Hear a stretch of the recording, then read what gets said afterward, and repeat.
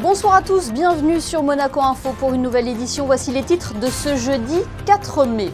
Le prince Albert II a visité hier le fort Maginot. Nous vous ferons découvrir ce soir cet ouvrage militaire situé à Roquebrune-Cap-Martin.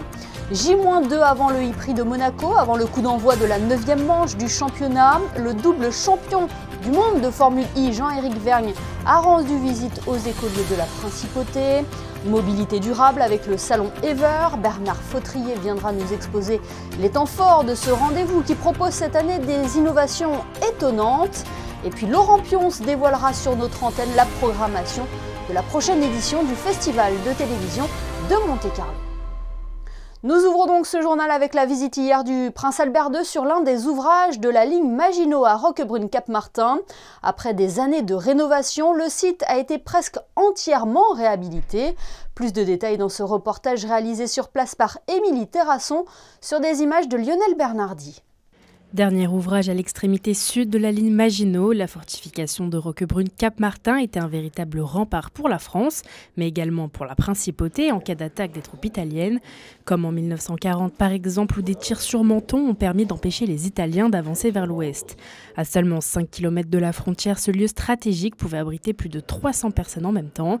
L'association Ami-Corse, qui se consacre à la sauvegarde du patrimoine militaire français des Alpes-Maritimes, s'est occupée des rénovations. Cet ouvrage, il faut savoir que lorsque nous l'avons pris en main, il était entièrement dégradé, brûlé par endroits, inondé, des secteurs inondés. Il a fallu entièrement tout refaire. Il était tagué, bien sûr, du sol au plafond, de l'extérieur jusqu'au plus profond de l'ouvrage. C'est des milliers de mètres carrés à refaire. Nous avons tout refait, nous avons reconstitué toutes les pièces dans lesquelles il n'y avait plus de matériel, plus de cuivre, plus de bronze, tout avait été volé. Et nous avons aujourd'hui tout refait, toutes les pièces se visitent. Et sont entièrement reconstitués à l'identique. J'attache une grande importance à faire les choses comme à l'identique. À 24 mètres sous terre, on retrouve donc les affaires d'époque, une immersion dans le quotidien de l'équipage qui pouvait rester de longs moments sous terre. Le président de l'association, qui avait déjà rénové la casemate du pont Saint-Louis à Menton, est très attaché à ce devoir de mémoire. Tous les ouvrages sont différents, mais le Cap-Martin est aussi unique puisqu'il a un bloc sous casemate, on appelle ça comme ça, un bloc sous casemate, une entrée en puits, et puis il est aussi le seul ouvrage Maginot à avoir une galerie d'extraction. Les membres de l'association en tenue d'époque proposent des visites pour tous depuis 2008 à condition de réserver. Entre les rénovations et les nombreuses recherches sur Internet et dans les archives, il a fallu plus de 20 ans avant de rendre à cette bâtisse son âme. Voilà pour cet ouvrage de la ligne Maginot qui aura donc joué un rôle stratégique lors de la Seconde Guerre mondiale.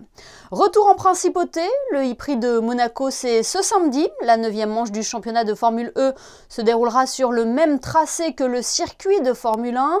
2 jours avant la course, le pilote français Jean-Éric Vergne s'est rendu à l'école FANB pour une session questions-réponses avec les élèves. Le reportage de Frédéric Elion et Thomas Deus. Il est le seul pilote à avoir remporté 2 titres de champion depuis la création du championnat de Formule E. Après 3 saisons en Formule 1 chez Toro Rosso, Jean-Éric Vergne a fait le pari de l'électrique dès le début de l'aventure en 2014. 2 jours avant le Prix de Monaco, la 9e course de la saison, le pilote DS s'est rendu à l'école FANB jeudi matin pour un moment d'échange très sympa avec les élèves d'une classe de CM1. Ça s'est très bien passé, c'est super, ils avaient des questions super mignonnes, des questions très intelligentes aussi. Et c'est top de voir que tous les enfants maintenant connaissent la Formule E, suivent la Formule E, leurs parents ont une voiture électrique. Donc c'est vraiment, on voit le changement des jeunes aussi qui sont la génération la plus importante. Pour eux, l'électrique, c'est ce qu'il y a de mieux. Donc c'est super de voir ça. Ils étaient extrêmement enthousiastes. Ils vont tous regarder la course samedi. Puis j'espère qu'ils vont me supporter. Avant de supporter Jean-Éric Vergne samedi, les enfants se sont mis dans la peau des journalistes et ont abordé tous les sujets lors d'une session de questions-réponses. Une matinée de cours, pas comme les autres. Et il nous a parlé et on en a profité. On lui a posé des questions et c'était super. Qu'est-ce que tu lui as posé ? Moi, je lui ai posé si c'était les mêmes casques, si c'était les mêmes combinaisons et tout ça. Je ne savais pas qu'il y avait un pilote eux qui venaient, alors j'étais très excitée. Et on était tous excités parce qu'on ne se l'attendait pas. Et je suis très contente. C'est un peu une journée un peu hors du commun. Et on ne peut pas voir ça tous les jours. Et je suis quand même assez heureux et un peu excité pour le Grand Prix. Champion en 2018 et 2019, Jean-Éric Vergne vise un 3e titre cette saison. Actuellement 3e du classement pilote, le Français possède 19 points de retard sur le leader Pascal Wehrlein avant le e-prix de Monaco. Allez, on fait comme si on gagnait la course, on fait... Et le e-prix de Monaco sera à suivre en direct sur notre antenne ce samedi à partir de 11h15 avec aux commentaires Frédéric Elion et Franck Phillips. Lors de sa création, le championnat du monde de Formule 1 avait pour objectif notamment de promouvoir la performance technologique de l'électrique. C'est ce que fait également le Salon Ever depuis près de 20 ans maintenant. Cet événement est le plus grand événement dédié à la mobilité durable et aux énergies renouvelables en principauté. Et pour en parler, nous sommes avec le président du Salon Ever. Bonsoir Bernard Fautrier. Bonsoir Émilie. 18e édition déjà du Salon Ever. Est-ce que c'est un événement qui s'est inscrit comme un rendez-vous incontournable de la mobilité durable? Mais écoutez, c'est quelque chose que l'on pérennise donc, comme vous le disiez, depuis 18 ans et qui effectivement est, je dirais, au plan de la principauté, est un peu un des instruments ou une des illustrations de la stratégie des pouvoirs publics et de l'ensemble des acteurs de la principauté pour arriver à une économie qui soit plus décarbonée une mobilité qui soit plus durable. C'est un secteur qui ne cesse d'évoluer et de nous surprendre également. Ben oui, écoutez, et là, au rayon des surprises, cette année, on va, je dirais, quitter le sol pour commencer à explorer les innovations qui peuvent exister en matière de mobilité aérienne durable. Donc vous voyez qu'on essaie d'être aussi largement que possible pionnier et en ayant conscience que les choses peuvent évoluer très rapidement et que ce qu'on va présenter en matière de mobilité aérienne durable va se concrétiser sûrement dans les 18 mois à 2 ans. Preuve que la décarbonisation est possible dans tous les secteurs. Hein.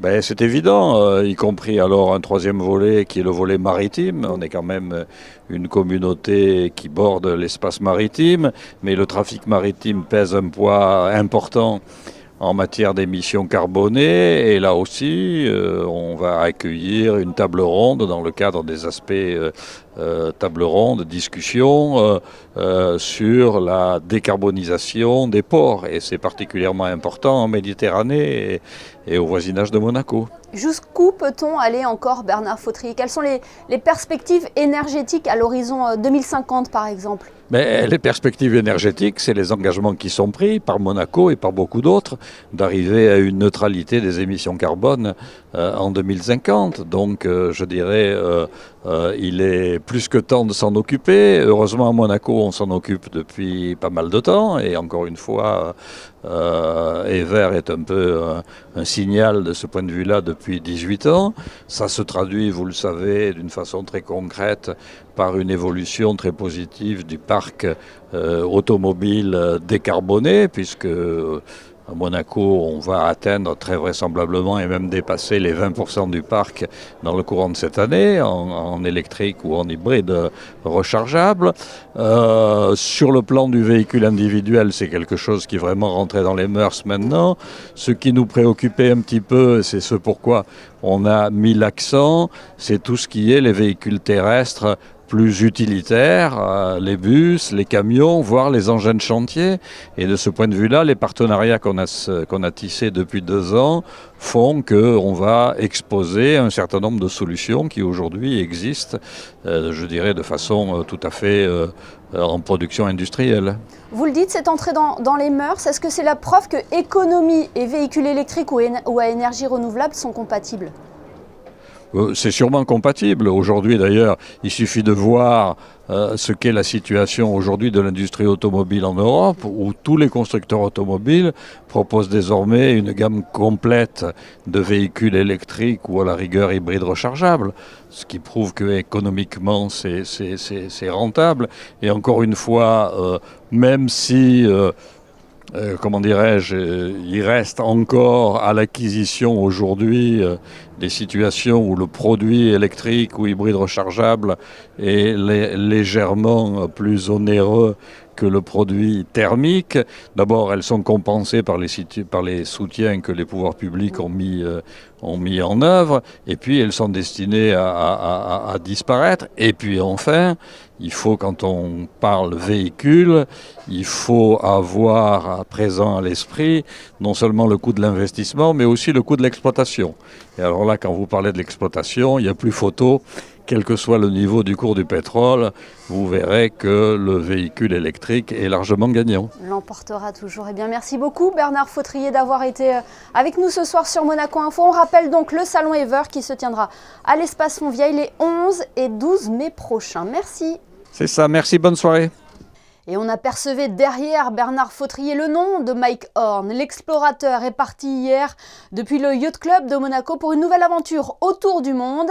L'expédition a été baptisée What's Left et a pour but d'évaluer l'impact des changements climatiques. Pour cela, Mike Horn retournera dans certaines régions qu'il a déjà explorées par le passé.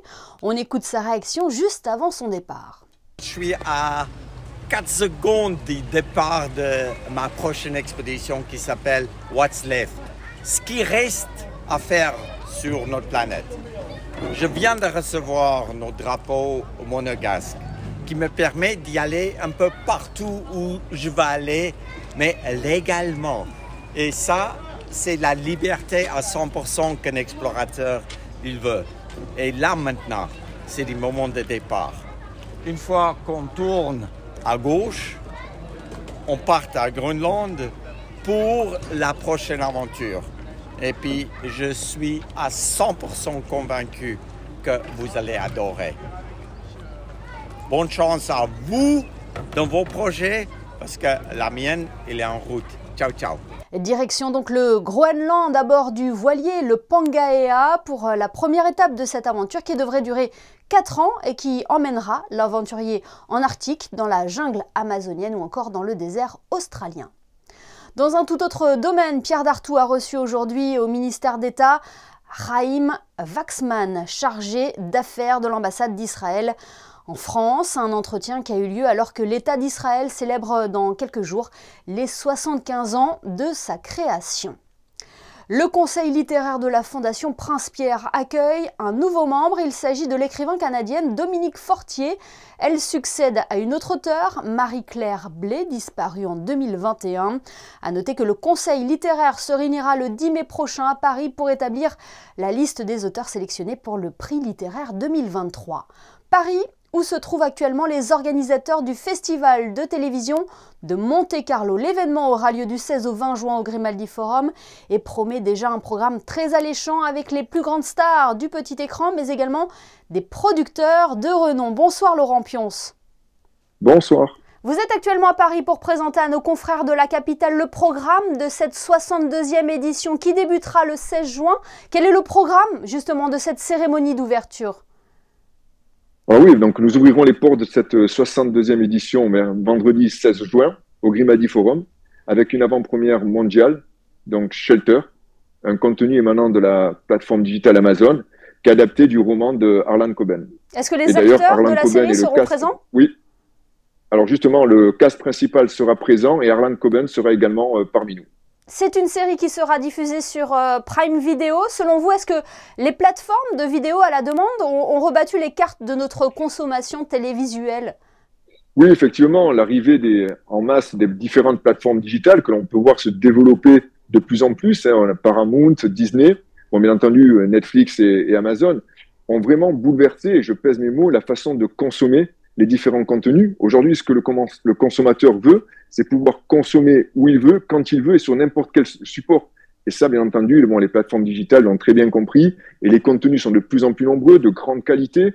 Et effectivement, donc il y a aujourd'hui, je pourrais dire, un attrait de la part du consommateur pour les plateformes digitales. C'est obligatoire. Et les chiffres le démontrent. Revenons à la cérémonie d'ouverture. Elle sera exceptionnelle avec des maîtres de cérémonie à la hauteur de l'événement. Alors pour l'ouverture, c'est Jenny Godilla qui présentera la soirée d'ouverture. Et durant cette soirée, comme vous le savez, donc outre la projection à l'avant-première de cette série, nous aurons également donc la présentation des jurys. Mais nous avons deux catégories principales, donc la fiction qui regroupe aujourd'hui donc les séries, les mini-séries et les films de télévision, mais également, et c'est important de le souligner, l'actualité et les documentaires. J'ai cru lire également qu'il y aurait John Goodman, l'acteur de la célèbre série Roseanne, dans un autre jury. Exactement. Donc s'agissant du jury fiction, donc il sera présidé cette année. Donc on a, je pourrais dire, l'immense chance d'accueillir comme président donc John Goodman, qui est l'acteur américain qui n'est pas nécessaire de présenter. Et il sera lui aussi épaulé dans cette difficile tâche de récompenser donc la sélection officielle fiction de cette 62e édition du festival par une actrice italienne, donc Francesca Chillemi, mais également donc l'acteur donc fétiche de la série Viking, Travis Fimmel, qui sera présent dans ce jury et qui se fera d'ailleurs, je pense, je dirais pas l'émeute, mais qui va vraiment avoir toute sa place sur le tapis rouge le soir de l'ouverture. Un mot sur la nymphe d'or qui sera remise au producteur Howard Gordon. On ne connaît peut-être pas son nom, mais on connaît ses séries. Hein.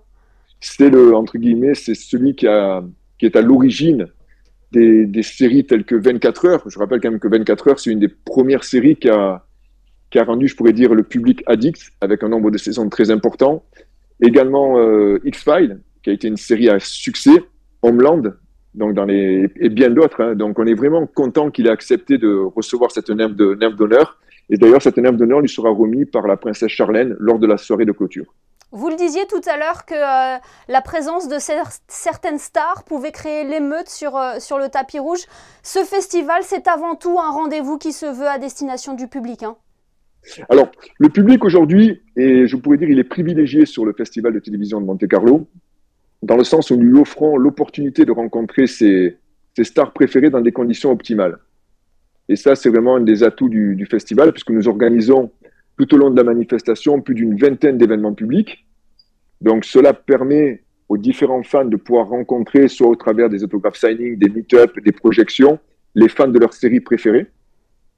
Et nous avons mis en place cette promotion du festival auprès du public, parce que nous sommes également convaincus que le public est un très bon moyen de développer la notoriété du festival.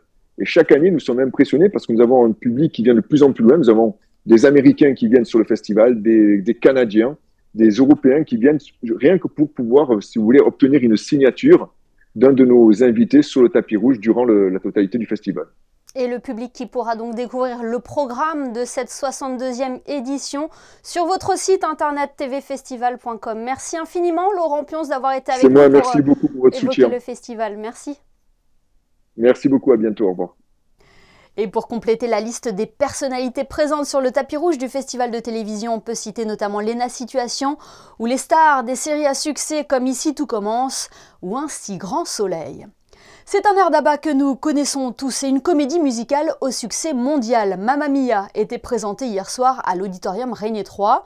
Sur scène notamment, des élèves du collège et du lycée FANB. Retour sur cette représentation avec Émilie Terrasson et Olivier Bonello. Ils étaient une soixantaine à se produire pour le spectacle de Mamma Mia. Tous les ans, l'atelier choral propose aux enfants volontaires d'intégrer leur troupe. L'année dernière, le film High School Musical a été tourné. Cette année, c'est une première sur scène, un véritable challenge pour les 62 personnes qui se préparent depuis la rentrée scolaire. On a commencé par travailler les chants et je me suis dit pourquoi pas faire la comédie musicale, c'est-à-dire réaliser vraiment le film. Alors au départ on était un peu craintif et puis après ça s'est fait tout seul et tout le monde s'est rajouté, prof, conseiller d'éducation, personnel d'administration et tout le monde a joué le jeu. Pour les enfants de la 6e à la première, de nombreuses heures de répétition ont été nécessaires pour parvenir à se produire devant le public. Déjà au lycée, au collège, tous les midis, les récréations, on allait répéter. Après on avait des répétitions le mercredi et donc je pense que ça a déjà fait un peu évacuer le stress. Et après là on essaye de tout donner. Hein. En plus des acteurs, 25 danseurs sont présents avec des chorégraphies autant sur scène qu'en immersion dans le public. On a fait un peu une sélection sur les filles qui étaient les plus assidues et les plus volontaires. C'est ce qui a permis de sélectionner 25 candidats. Donc il y a de nombreuses filles et 3 garçons qui se sont rajoutés à notre troupe. Et j'ai mes 2 acolytes qui m'ont permis de peaufiner les chorégraphies. Pour les 600 personnes présentes dans le public, c'est le moyen de contempler tout le travail qui a été réalisé. On reste sur scène avec cet événement proposé au profit de l'association Les Enfants de Francky. Le samedi 3 juin, le Théâtre des Variétés accueillera le Monte Carlo Stand-Up et Comedy Festival qui présentera son tout dernier spectacle, Festismile. 8 humoristes se succéderont sur scène. Infos et réservations sur le site www.lesenfantsdefrancky.mc. Et puis peut-être êtes-vous déjà dans l'organisation des vacances d'été pour vos enfants? Eh bien sachez que le Centre de la Jeunesse Princesse Stéphanie propose des séjours à la montagne dans le Champsaur, dans le département des Hautes-Alpes. N'hésitez pas à vous rapprocher du centre pour en savoir plus. Jetons un coup d'œil à présent sur vos prévisions météo. Bonsoir Chrisinda Thomel, quelle est la tendance pour la journée de demain Chrisinda? Bonsoir Émilie, bonsoir à tous. Avant l'aube du vendredi, le temps qui s'installera sera généralement clair, même si durant la journée, quelques passages nuageux seront prévus. Un beau temps donc vendredi, à noter cependant un ensoleillement élevé avec un index UV de 7. L'usage de protection solaire est donc vivement conseillé. Du côté des températures, comptez 19 degrés pour les maximales et 14 degrés pour les minimales. Le soleil se lèvera à 6h15 et se couchera à 20h38. Demain, nous fêterons les Judith. Merci Chrisinda et merci à vous de nous être fidèles chaque soir sur Monaco Info. On se quitte en images avec les monoplaces du championnat du monde de Formule E qui ont investi hier soir la place du Casino. Manuel Vitali était présent pour capturer l'instant. Je vous rappelle d'ailleurs que le prix de Monaco sera à suivre en direct sur notre antenne samedi. Excellente soirée à tous et à demain pour une nouvelle édition sur Monaco Info.